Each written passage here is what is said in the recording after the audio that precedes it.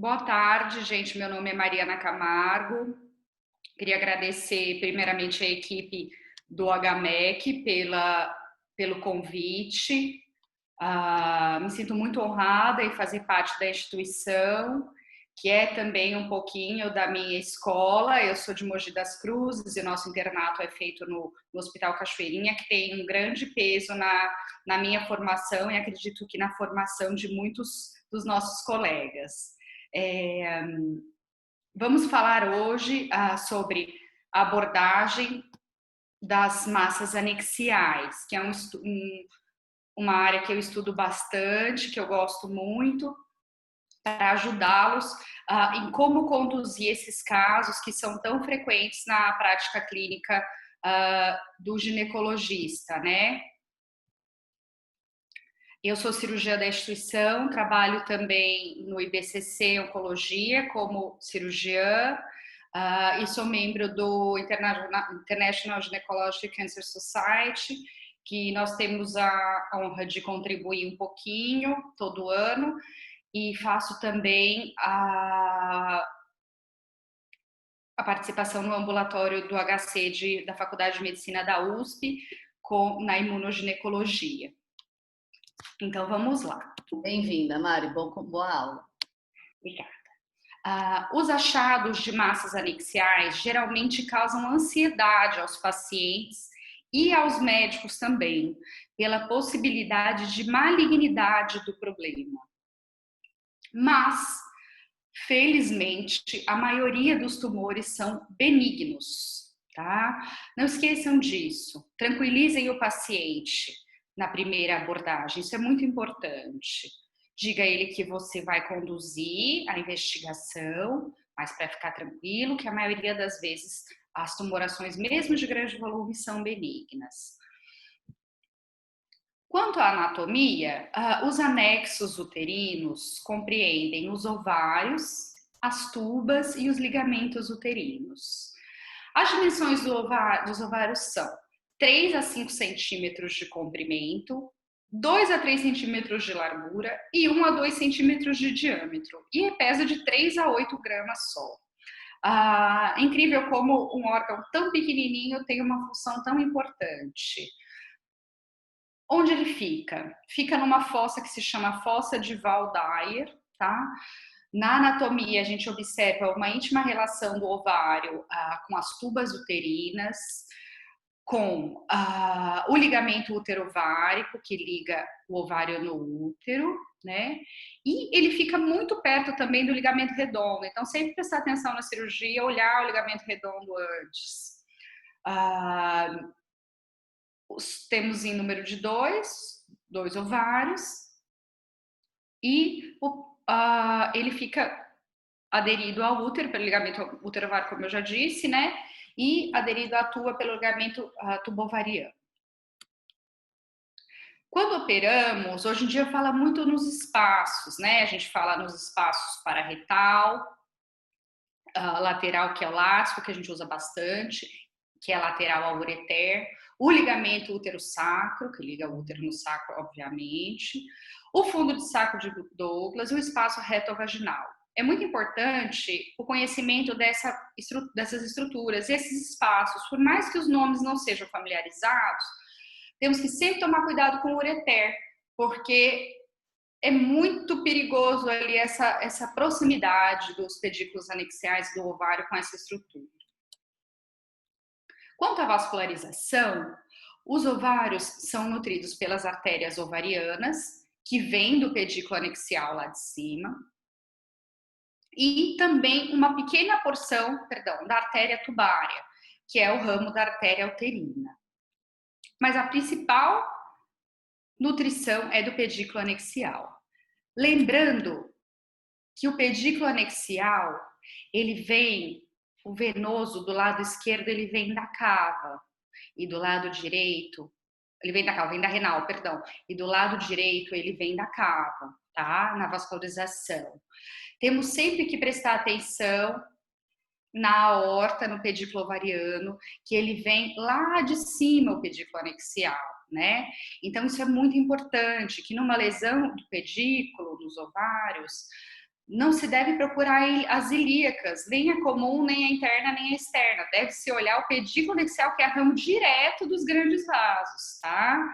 Então, lembre sempre disso, isso é muito importante. Eu sempre comento com os meninos fazer esse desenho e lembrar que o pedículo anexial vem lá de cima. É muito interessante que quando a gente olha na cavidade abdominal, o ovário, ele é branco, tudo é cor-de-rosa. O intestino é cor-de-rosa, o fígado é cor-de-rosa, o estômago é cor-de-rosa, tem o epíplo, obviamente, que é amarelo, mas o ovário é branco. E por que ele é branco? Porque senão não tinha ovulação, porque o ovário não tem serosa. Vemos aqui nessa foto que eu tirei da internet, essa foto não é minha, o momento da ovulação.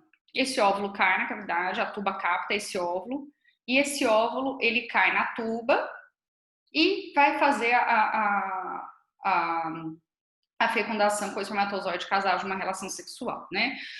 O que acontece? Se tivesse serosa aqui, não conseguiria ovular. Então, o ovário, ele não tem serosa, e isso é um grande problema, tá? Por quê? Porque numa situação de câncer ovariano, a gente tem uma coisa que a gente chama de spread peritoneal. O que é isso? O tumor, ele se espalha, ele espirra na cavidade abdominal, porque não tem serosa protegendo o tumor. Então, ele corrói a superfície ovariana, né, numa linguagem grosseira, e se espalha na cavidade abdominal. Essa foto aqui é nossa do hospital, essa paciente a gente fez uma videolaparoscopia faz uns 2 meses, mais ou menos, e essa paciente, ela faleceu por carcinomatose, né, pelas complicações consequentes a esse problema. Então, assim, é um órgão muito pequenininho, com uma função muito importante, hormonal e de ovulação, mas ele causa um problema muito grande quando ele é acometido por neoplasia. Então, precisamos diagnosticar o câncer ovariano previamente. Qual o problema do câncer ovariano? A maioria não tem sintoma, a paciente é assintomática. Se quando tem sintoma ela tem dor pélvica, ela pode ter aumento do volume abdominal, ela pode ter cólicas, ela pode estar sangrando, ela pode estar com dificuldade para urinar ou para ir ao banheiro intestinal, mas muitas das vezes ele é assintomático, isso é um grande problema. E geralmente quando aparecem os sintomas, o tumor já está bem avançado. Então, o ideal seria nós fazermos esse diagnóstico precocemente, né? Não existe, infelizmente, screening para câncer de ovário. Não existe um exame que eu diga para vocês, fala assim, faça esse exame que você vai estar protegida. Nós fazemos o que? Geralmente, fazemos exame físico das pacientes, que é imperativo o exame físico. Abdominal, temos que palpar a cavidade, a parede abdominal, veja se não tem massa. Às vezes a paciente, sem a palpação, parece não ter nenhuma massa, mas quando palpamos, avaliamos melhor, sentimos que tem um aumento do volume. Especular, muito importante, para ver se não tem nenhum outro tumor associado ou alguma alteração vaginal. O toque combinado, que a gente sempre fala, né? O toque junto com a mensuração para ver se esse útero é móvel, se essa massa é móvel. E uma coisa que eu percebo muito é que, às vezes, os colegas não querem fazer toque retal. É só dizer à paciente no final da consulta, olha, dá licença, eu vou precisar fazer um toque aqui no canal do intestino. Isso é muito importante, porque muitas vezes os problemas não estão nos ovários, os problemas estão no intestino. Então, assim, essa imagem, olha, é até difícil filmar, foi um caso que nós tivemos aí no HMEC, mas ela teve uma massa bilateral. O filme está bem ruim porque era muito grande, mas lembrar que a bilateralidade, ela pode estar associada à malignidade. Então não esqueçam disso. A CIT pode acontecer mesmo em tumores benignos, que a gente chama de síndrome de Meigs, e pode ou não ter febre pela alto metabolismo tumoral, tá? Isso a gente vê em alguns casos, é pouco descrito na literatura, mas está com febre, opera, passa febre, tá? Esse caso aqui é do hospital também, do HMEC, a gente operou essa paciente, olha só o tamanho do de ovário torcido. Então vamos lá. O que pedimos para diagnóstico? Primeiro, exame físico, depois, exames laboratoriais. Os pré-operatórios normais que nós pedimos, né? Hemograma, coagulograma, sódio, potássio, ureia, creatinina, urina 1, urocultura e beta-HCG também, nunca esqueçam do beta-HCG, já tivemos várias situações que tiramos pacientes de mesa cirúrgica com beta positivo, tá? Se o beta for antigo, recomendo colher no dia, mesmo que atrase a cirurgia. Na menacme, não esquecer do DHL, beta-HCG, alfa-fetoproteína, CA125, CA e CA199. Na menopausa, não precisa pedir o DHL, o beta e alfa-feto, porque esse ovário não funciona mais. Só pede o CA125, o CEA e o CA199, tá? Isso é muito importante. Não esqueçam de pedir marcadores. Se no dia da cirurgia não tiver pedido, colhe antes de operar e vê depois, porque eles vão servir mais como acompanhamento do que como diagnóstico, tá? Esse é um teratoma, geralmente os tumores germinativos em paciente mais jovem, você pode ter aumento do DHL, beta ou de alfa-feto, então é legal para marcar. Mas qual o mais frequente? O mais frequente é o CA125. Mesmo assim, ele está elevado em 50% dos casos de tumores epiteliais do estádio 1 e em 90% dos casos avançados. Então, vamos supor que a paciente tenha um câncer, um câncer no estádio 1, ela está com câncer. Só 50% dessas pacientes vão marcar CA125. Então, assim, ele é bom quando marca. Quando não marca, não quer dizer que a paciente não tem neoplasia maligna, tá? Então, nós usamos, vamos lá, exame físico, exame laboratorial, a imagem. O que a gente mais usa no consultório? Ultrassom com Doppler. Você vai ver um Doppler alterado pela restrição, né, a fluxometria, o aumento do fluxo naquele tumor. E se confirmar o tumor e você pretender operar, eu recomendo, eu e os nossos colegas radiologistas, isso foi uma discussão muito interessante que quando nós fomos fazer o protocolo do outro serviço da radiologia, eu fui uma das pessoas que ajudou e foi muito legal, que eu aprendi muito, pedir tomografia de tórax, tá? Se possível com contraste, e para abdômen e pelve pedir ressonância, e sempre com contraste, e ver, para ver os ureteres e a bexiga, e vaginal, para ver o plano de clivagem da bexiga com a vagina e com o reto. O que sugere malignidade no ultrassom? Tem até um trabalho que eu deveria ter colocado aqui, mas eu acabei esquecendo, peço desculpa, que saiu agora novo, como se fosse o BIRADS para ultrassom. Isso não está em vigência ainda nos laboratórios, mas é uma coisa que pode vir. Eu ainda não tenho opinião formada quanto a isso. Foi umas discussões que nós tivemos com o pessoal da radiologia, mas moral da história, da mesma forma que tem um BIRADS para mama, pode ter um BIRADS para ovário, um algoritmo semelhante, para ovário, nesse sentido a vir aí. Mas ainda a coisa é muito nova, foi publicado esse ano. Então vamos lá. Quando que sugere malignidade? Paredes e septos irregulares e grossos, projeções papilares numa massa, lesões sólidas e ecogenicidade moderada à ultrassonografia. Mesmo assim, isso é nível de evidência B, tá certo? Não é porque tem isso, septo, parede ou projeção papilar, que vai ser câncer, tá? Na última meta-análise sobre o assunto, viu-se que o ultrassom pélvico para diagnosticar um câncer de ovário tem sensibilidade de 86% a 91% e especificidade, de 68% a 83%. O que eu quero dizer? Se você fizer o screening da sua paciente no consultório com ultrassom e vê um cisto, aí você prossegue a propedêutica se necessário. Mas o ultrassom, para identificar se há algum problema ou não, ele é muito bom. Tá? Não precisa pedir ressonância de rotina. Pode de ultrassom, se vier alterado, pede ressonância. Essas são imagens que eu achei bem interessantes, mostrando as vegetações, foi um caso nosso, as vegetações dentro da massa, tá? Veja a vascularização. Esse aqui é um cisto de ovário esquerdo, um sistema hemorrágico, tá? Ultrassom, eu não sou radiologista, mas infelizmente acho que não tem nenhum radiologista aqui, mas isso aqui é um corpo lúteo, veja como ele parece às vezes com um sistema hemorrágico. Então, assim, a opinião do radiologista é muito importante e numa imagem alterada, prossegue-se a propedêutica com a ressonância, com contraste IV e vaginal. Sempre orienta a paciente, gente, na ressonância, isso é muito importante. Se tiver frio, ela pedir um cobertor. Parece uma orientação boba, mas a ressonância vem tremida se a paciente sentir frio.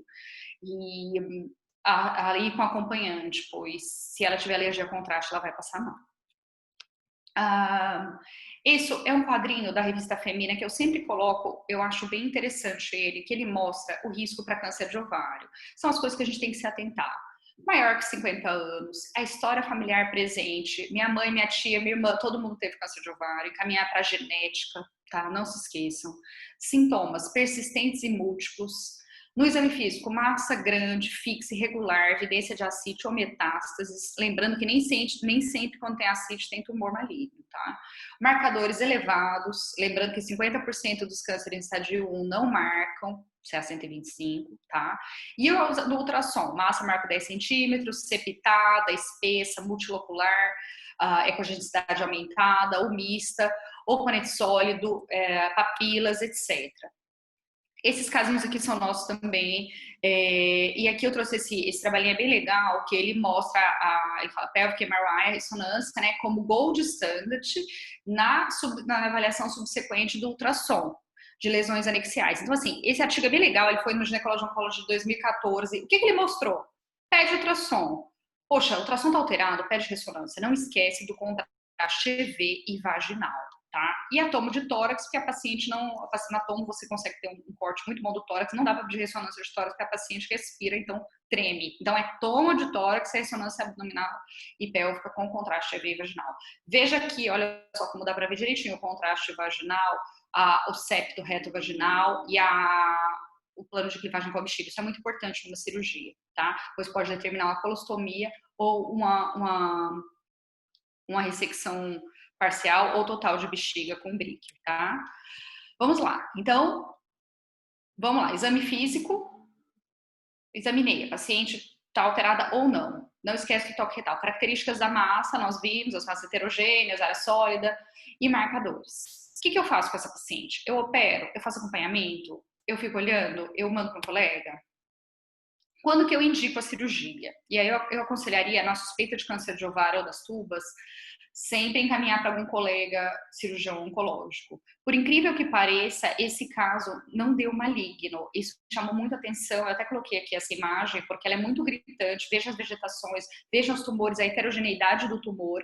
Nas massas ovarianas, você vê muito isso. Você vê a massa heterogênea, você vê uma massa aqui, é muito difícil você ter uma massa só assim, com área sólida, ou só cística, ou só hemorrágica. Você vê diferentes apresentações no mesmo tumor. Esse caso era bilateral, que sugere malignidade, mas não veio maligno, tá? Outra indicação, risco de ruptura ou torção. A paciente está com dor, você orienta e fala, se tiver dor, toma um Buscopan. Se não passar com um Buscopan, você vem para o hospital.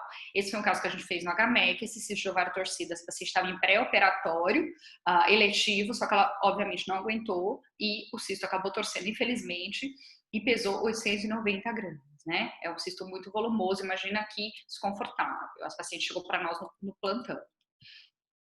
Dor intensa, compressão. O paciente tem dor, DB positivo, tem que indicar.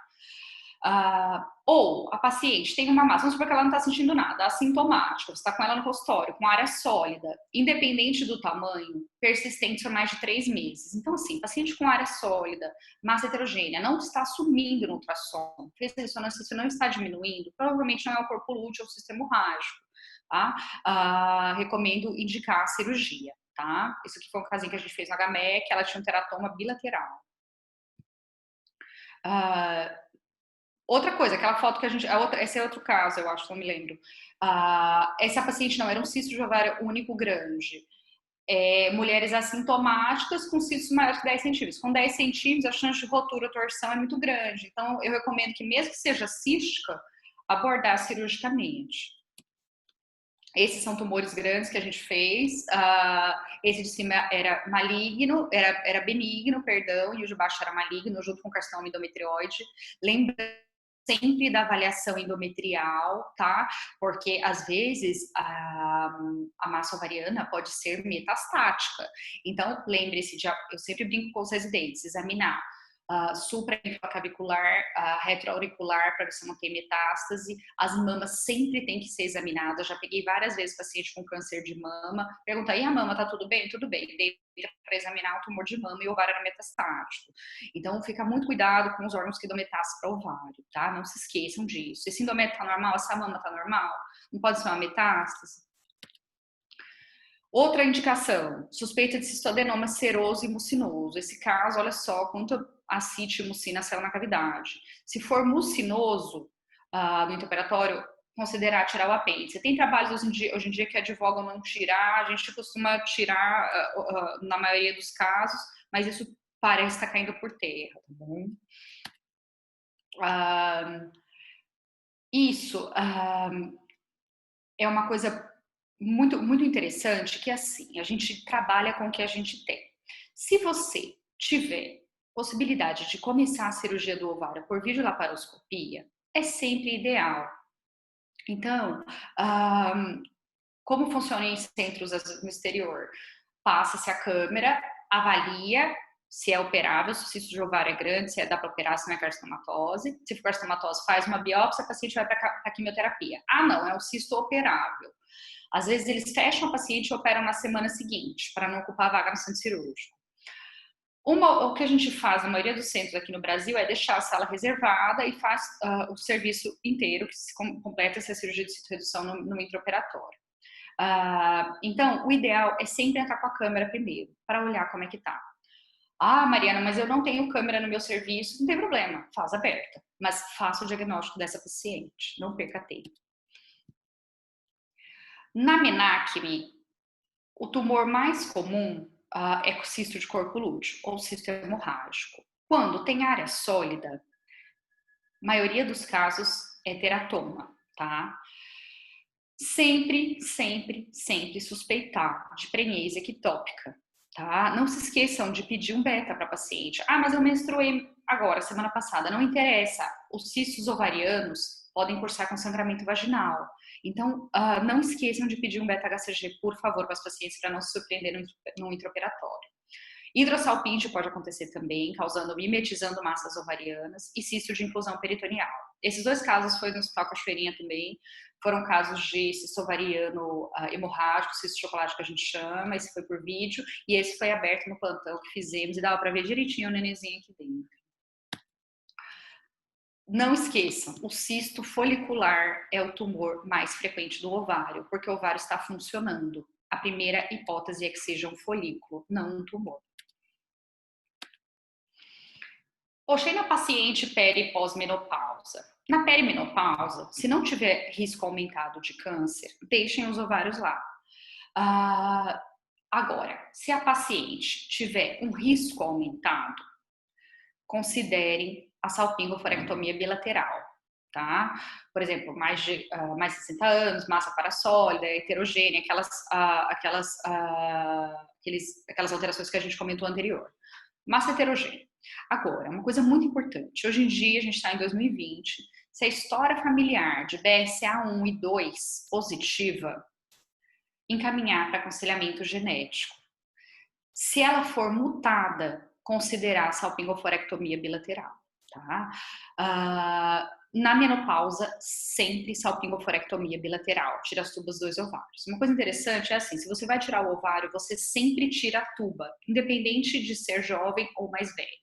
Porque a tuba, existem algumas correntes que afirmam que o câncer de ovário começa na tuba. Então, se não, o ovário não vai ficar, tira a tuba também, tá?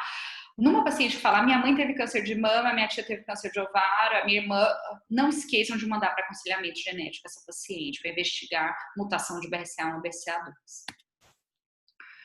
Massas muito grandes, não vai dar para entrar por vídeo, muito grande.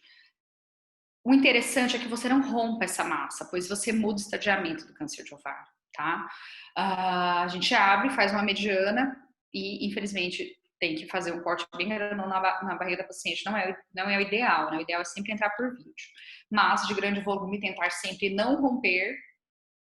Esse caso é antigo, é de 2016, lá no Hospital do Câncer. Mas assim, esse tumor era benigno, tá? Olha o tamanho dele, eu acho que foi o maior benigno que eu já vi.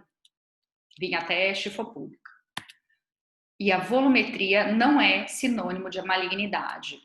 A heterogeneidade da massa fala mais a favor de malignidade do que o tamanho, tá bom? Robótica, poxa, eu não tenho nem laparoscopia que dirá robótica, mas a gente tem que falar, é uma coisa que veio para ficar, nós temos vários cursos agora. O robô, ele é mais fácil, o aprendizado, a curva de aprendizado é menor do que a videolaparoscopia, tá bom, gente? Então, assim, parece uma coisa muito moderna, mas é mais fácil operar no robô do que por vídeo. Porque você senta, põe as mãos e os seus movimentos mimetizam os movimentos a céu aberto. É muito legal e isso está começando no Brasil ainda, no exterior os países mais desenvolvidos já está bem estabelecido, mas nós temos um problema no Brasil que são as incisões, porque o robô, para você tocar o robô, você precisa de múltiplas incisões. Então, isso a paciente pode não ficar tão confortável quanto na videolaparoscopia, que pequenas incisões já resolve o acesso intracavitário. Mas a curva de aprendizado é menor, isso é, mais fácil operar no robô do que na laparoscopia, tá? O problema é ter o robô e as incisões que a paciente pode não querer, isso tem que ser sempre conversado com a paciente, tá? Uma coisa muito importante dizer é que o tratamento dela por videolaparoscopia ou por robô não vai ser melhor, tá? Isso os trabalhos novos mostram que é igual, então ela vai viver igual tempo, overall survival vai ser igual, ela sendo operada por vídeo ou por laparoscopia, tá? Para um cisto de ovário. Quais são as vantagens da videolaparoscopia, da via minimamente invasiva? Melhor visualização, você vê a cavidade inteira. A gente chama de follow the bubbles, que são as áreas avasculares. A gente tem o princípio do nerve sparing, que é tentar sempre preservar os nervos da paciente, não lesar nervo. Tá? Menor permanência hospitalar, a paciente tende a ter uma alta mais precoce. A estética, ela é melhor. Em casos benignos, ela volta mais rápido às atividades habituais, geralmente. E em casos malignos, ela começa mais rápido o tratamento, que vai ser citorredução ou a quimioterapia, que o diagnóstico já é feito. Menor resposta metabólica ao trauma, menos invasivo, redução dos efeitos imunossupressores, e a laparoscopia via minimamente invasiva serve para biopsiar, por exemplo, naquele caso de carcinomatose, você coleta o material para o estudo citológico e para biópsia, visualiza a lesão, sua correlação com as estruturas vizinhas, poxa, esse tumor sai ou não sai, ela vai para a quimioterapia primeiro. Então eu faço uma biópsia, se ele não sair, e vai para a quimioterapia. Além de avaliar a ressecabilidade, né, que é o mais importante. A videolaparoscopia, para avaliar a ressecabilidade, tem os critérios da Ana Fagotti, né, que foi uma das primeiras a falar nisso, que é uma médica muito estudiosa nessa área. Então, a laparoscopia hoje, ela surge como um grande auxílio no tratamento do câncer de ovário, para visualizar a cavidade e ver se esse tumor é operável ou não, tá? Tem também os critérios de Sugar-Baker, que avaliam todos os quadrantes do abdômen mais o intestino, e você tem uma pontuação de acordo com isso, você faz um score. O que a gente faz? A gente imprime isso aqui numa folha, no dia da cirurgia, e cola no rack. E aí, operando com os residentes, com os meninos, fala assim, vamos lá, vamos fazer o Sugar-Baker. Quadrante 1, quantos pontos? Quadrante 2, quantos pontos? Quadrante 3, de acordo com o número de implantes abdominais que a paciente tem, tá? Isso é muito utilizado hoje em dia no tratamento do câncer de ovário. É sempre você avaliar a ressecabilidade, se o tumor sai, se o tumor é ressecável, pelos critérios de Fagotti e ou Sugar-Baker. Poxa, mas quais são os problemas da vídeo? É avaliar o retroperitônio, as linfonodomegalias, fica difícil. Você não põe a mão no retroperitônio, que nem na cirurgia aberta, para ver se ela tem linfonodos aumentados interaortocavais ou no espaço retroperitoneal, né? Implantes no sítio de punção, isso é muito importante, a manipulação do trocarte, tá? E um dos principais problemas é a ruptura inadvertida durante a cirurgia, que altera o estadiamento do tumor para um A para um C. Isso é nível de evidência B, tá bom? Não é nível de evidência A, mas sempre tentar tirar o tumor intacto. Como que a gente posiciona o paciente por vídeo? A posição de litotomia, tá? Não, eu gosto sempre de posicionar o paciente com as pernas afastadas na perneira, se possível a perneira com aquele flebopress, não a perneira da vídeo que tem essa casinha aqui para o pé, para ela não escorregar. Porque muitas das vezes, quando não tem aquela faixa, a paciente escorrega para trás, conforme você vai dando o trem de Lemborg. Tá? E as pernas, sempre alinhar as pernas na mesma linha do tronco. O paciente não deve ficar dobrada, porque senão você bate as pinças na coxa da paciente na hora que você vai estar operando. Isso é muito importante. As pernas na mesma linha do tronco. Então ela fica como se ela estivesse esticada, com as pernas esticadas, só que chega no joelho e dobra para baixo. E DDH, eu quero deixar a paciente em DDH, fixa com faixa, senão na hora que dá o trem, ela escorrega. Na primeira punção, isso eu vou passar bem rapidamente, são as técnicas de vídeo. Se a paciente tiver cirurgia prévia ou aderência, faz punção aberta, não entra com agulha de Veress. Muito cuidado com pacientes muito magras, e eu esqueci de escrever uma coisa aqui muito importante, abdominoplastia prévia. A abdominoplastia prévia, a bexiga da paciente sobe e fica no umbigo, muitas vezes. Então, você transfixa a bexiga na punção. Eu já tive essa linda experiência. Eu não aconselho fazer mais punção com Veress na paciente abdominoplastia, tá? Prévia. Punção fechada, você tem agulha de Veress, trocate de ração. Tem várias escolas que nem usam agulha de Veress, fazem todo mundo punção aberta. Eu tenho a tendência a fazer punção aberta, eu gosto muito devido às complicações que a outra a fechada pode nos trazer. Mas ela é segura e os estudos mostram que, se bem feita, ela é segura igual. Tá? O que eu aconselho é assim, tentou uma vez com a Veress, não deu. Tentou 2 vezes com a Veress, não deu. Aconselho já fazer punção aberta. Você pode fazer com 4 punções ou com single port. Não aconselho fazer uma cirurgia de ovário inteira por single port, que é difícil a manipulação. Aconselho a fazer com as funções. Tá? Bom, agora, o que nós sabemos, independente de ser por vídeo ou aberta, sempre tomar cuidado com o ureter. Como que eu vou acessar o pedículo anexial? Eu olho o ligamento redondo, abro o ligamento largo, olho onde está o ureter, aí eu vou ver o pedículo anexial que está aqui atrás. Então, eu vou ligar o pedículo anexial aqui, olhando o ureter. Isso é muito importante, porque ele cruza bem na área do pedículo anexial. Tá? Avaliar, paciente jovem, tumor, aparentemente é um cisto hemorrágico, um cisto simples, tira só o cisto, faz cistectomia. Ou a paciente idosa, heterogêneo, faz salpingoforectomia bilateral. Poxa, entrei na cavidade, tem implante, parece que tem carcinomatose, biopsia e congela, tá? Mas sempre lembram disso, vai sempre pela lateral, abre, vê a ureter, aí faz a ligadura do pedículo anexial. Tem que ligar o pedículo anexial, ligamento uterovárico, ligamento tubovariano, na verdade sai junto com a peça, que você acaba tirando a tuba junto. Recomendo sempre tirar a tuba, tá? Uma coisa interessante é pensar onde sangra, né? Então, a primeira coisa a fazer na cirurgia não é ligar o ligamento uterovárico, não é seccionar o cisto, avalia o cisto. Se o ovário vai sair, começa ligando o pedículo anexial, que é onde dá mais problema. Segura o pedículo anexial para seccionar e vai com bipolar e com a tesoura. Mesmo que você tiver uma pinça ligachora, eu recomendo ter um bipolar, tá? E o ligamento uterovárico, se for fazer a salpingoforectomia bilateral, né? Ou a salpingoforectomia, tirar mesmo o ovário, não tirar só o cisto. Para tirar a peça, se tiver aberta, vai sair de qualquer jeito, mas se tiver por vídeo, sempre faz um saquinho. Eu não tenho o saquinho, faz o saquinho com o saquinho que vem o bisturi elétrico, isso a gente faz muito, e passa um fio em volta e faz tipo uma bolsa de tabaco. Ou se você tiver pela operadora de saúde, vai ter o endobag, tá? Mas se for morcelar, retirar a peça, recomendo sempre tirar no saquinho, que a gente chama de endobag, para proteger o sítio de punção de trocarte, não dar implante tumoral no trocarte. Depois que tira a massa, congela a massa. Muito importante isso. A biópsia por congelação pode ser usada no pré-operatório para definir a terapêutica nos casos duvidosos. Nível de evidência A, tá? Então, tem que congelar se você for prosseguir a cirurgia.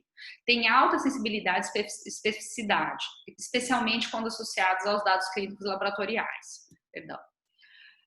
E os erros diagnósticos mais comuns nos casos de mucinosos e borderlines. Esses são os piores, porque nós tratamos, às vezes a gente tira o pé do acelerador, faz uma cirurgia mais conservadora, e aí depois vem tumor maligno, né? E achava-se que era um borderline. Poxa, não estou me sentindo confortável em operar esse caso. Não tem problema nenhum. Encaminha para o colega que faz a ginecologia oncológica.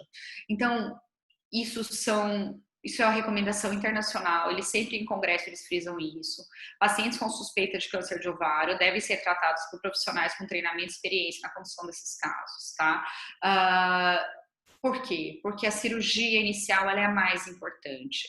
A citorredução completa do câncer de ovário, ou seja, a citorredução ótima, que fica implantes microscópicos ou não visíveis, ela é muito importante na sobrevida global dessa paciente. Esse é o trabalho do Bristol, que é um grande estudioso no caso. Porque o câncer de ovário, o problema não é o que você tira, é o que você deixa.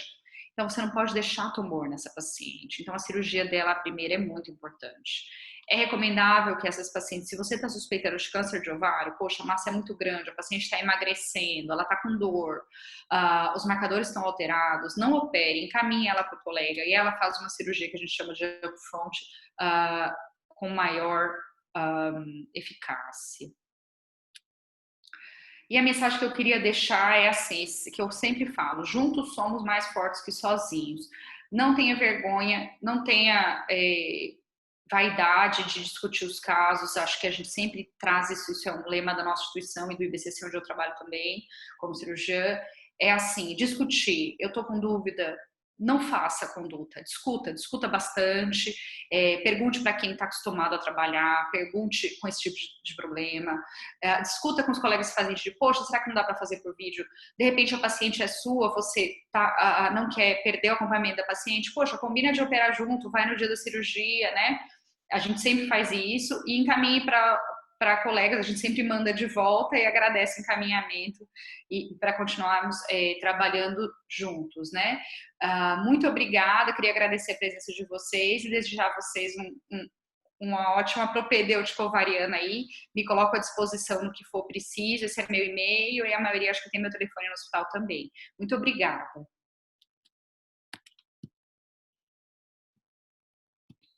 Oi, Mari, queria agradecer a aula, foi ótima. É bom, né, ter essas diretrizes, né, para guiar. Cadê minha câmera aqui, meu Deus? Essas diretrizes para conseguir guiar, né, os diagnósticos diferenciais. E você vê que com atitude simples, né, com alguns norteamentos, a gente consegue o ginecologista que está no dia a dia aí ter esses nortes, né? Quando que é o melhor momento para encaminhar ou não, que isso é o principal da residência, né? Ninguém vai sair especialista em áreas extremamente específicas, né? A gente sabe que para fazer uma oncopelve, uma laparoscopia, né? Até para se aprimorar na uroginecologia, tudo na mastologia, vai ter que fazer uma outra residência, né? Uma outra especialização. Mas é importante para o gineco geral saber essa diferença, né? Qual é o momento de encaminhar? Qual é o momento que eu preciso intervir?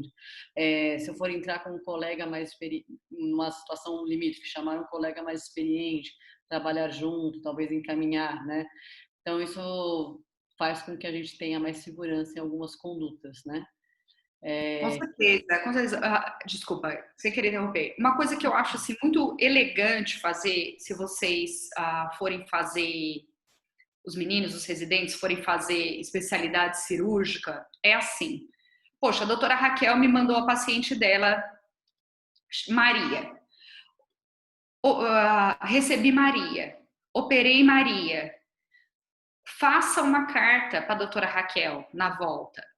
Doutora Raquel, operei Maria, do cisto ovariano, com anátomo patológico, agradeço o encaminhamento e coloco-me à disposição se necessário, tá? Na área cirúrgica, a Raquel sabe muito bem disso, eu tô só dando exemplo com ela, porque isso a gente vê, muitas vezes o colega pega, opera, e ele esquece de encaminhar, não é porque ele é maldoso, mas ele esquece de devolver a paciente para o médico. E isso é uma coisa que às vezes pode prejudicá-lo, porque as pessoas param de encaminhar as pacientes para ele operar, achando que ele ficou com a paciente, né? Isso a gente vê muito em clínica privada, que existe esse tipo de situação. Então, operei, faça carta pro médico que lhe mandou, dizendo o que aconteceu, porque o médico ele tem que saber o que aconteceu, eticamente falando com a paciente dele, e ele para colocar isso no histórico da paciente. Além disso, que você vai ter o benefício dele sempre te mandar as pacientes dele para operar, né? Sim.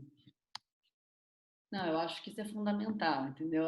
Esse tipo de profissionalismo, né, atitude profissional, a gente também tem conversado com os residentes, né, ainda mais nesse momento de pandemia, qual que é o comprometimento que a gente tem que ter, tanto entre nós colegas quanto com a paciente, né? E são pequenos detalhes assim da formação, que a gente não tem uma aula formal, né, de algumas coisas, mas a referência, voltar à sua referência, você entrar em contato com o colega se tiver uma dúvida num caso que ele tem encaminhado, caso a paciente precise de alguma outra orientação, você está sempre disponível, né, para dar. Complicações habituais, que nem essa observação que você comentou do robô, achei muito interessante, né, que nem sempre colocam o robô realmente como mais moderno, mas tem os detalhes da incisão, tem os detalhes do valor, enfim, coisas que às vezes a paciente vai levar em conta mais do que às vezes só a técnica em si. Então, como expor isso, como colocar isso de uma maneira adequada, né? Eu acho que isso é importante porque faz parte da nossa prática. Como informar tudo isso, todas as possibilidades para a paciente, para ela ter autonomia também para escolher, já que o tratamento vai ter que ser realizado, que ela consiga pelo menos ajudar, né, junto com o médico, aí tomar uma decisão conjunta das vias, o que vai acontecer com o corpo dela. Eu acho que essa ciência traz com que o relacionamento seja mais próximo e com certeza com muito menos problemas em intercorrência aí nesse binômio paciente-médico, né? O relacionamento mais firme, fiel e, enfim, com compromisso nesse sentido. Com certeza. Uma coisa que eu queria, até foi interessante você falar isso, Raquel, pegando o gancho, a gente vê muito assim, uma coisa que é muito importante estar clara não é porque o tratamento é mais moderno, que a via de acesso é mais moderna, seja laparoscopia ou robótica, que a paciente vai estar mais bem tratada. O mais importante é a cirurgia dela ser feita de forma correta, tentando preservar os limites anatômicos dela, tentar tirar a massa dela sem romper, ela, se ela for sido reduzida no câncer de ovário, tirar todos os implantes, do que ela ser operada por vídeo ou por robótico, isso é o de menos. O importante é o tratamento dela ficar bom. Uma coisa que é legal falar, que eu esqueci de colocar na aula, mas lembrei agora, é assim: poxa, vou abordar o ovário de uma paciente, ou os dois ovários de uma paciente, e a paciente tem desejo reprodutivo. Encaminha a paciente para congelar óvulos. Não esqueçam disso. Nós estamos em 2020 em São Paulo, então não cabe mais vocês não encaminharem. Ah, doutora, mas ela não vai conseguir. Você não sabe se ela não vai conseguir. Pode ser que dê certo. Nas pacientes oncológicas, outros hospitais a gente encaminha e a paciente sempre consegue congelar óvulo antes da cirurgia do câncer de ovário. Ah, mas ela tem uma situação financeira bacana. Legal, eu tenho paciente que foi operar num dia, no dia anterior congelou os ovários. Então, assim, nós conseguimos várias coisas hoje em dia. Então, não esqueçam de encaminhar para congelar os óvulos se forem abordar os ovários bilateralmente em moça na menacne, tá, gente?